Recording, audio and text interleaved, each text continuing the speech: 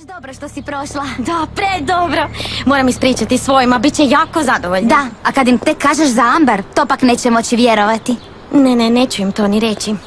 A ne? A što imamo od toga? Mora snositi posljedice za svoja dijela. Njezina kuma mora saznati. Ne, ja ne želim da ju kazni, a ne želim ju ni cinkati.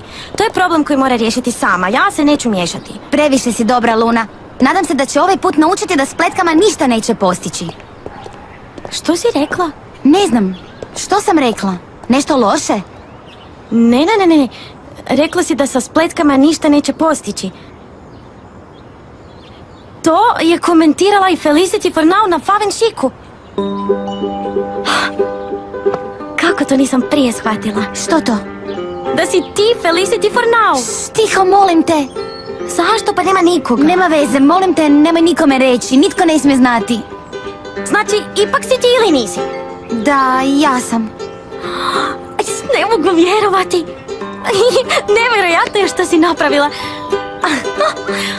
Ali, zašto mi nisi ništa rekla? Jer nisam mogla, bilo me sram. Sram, zašto? Pa cijela škola stalno priča o Felicity for Now. To sad nema veze. Oprosti, molim te, ne ljutiš se valjda što ti nisam rekla? Ljutim li se? Ne, naravno da ne. Vidi, nisam ti rekla za Simona jer nisam znala kako da ti kažem, ali vjerujem ti. I ja tebi vjerujem. Gle, može sad jedan dogovor? Može. Od sada, među nama neće biti nikakvih tajni. Obećavam. Obećavam.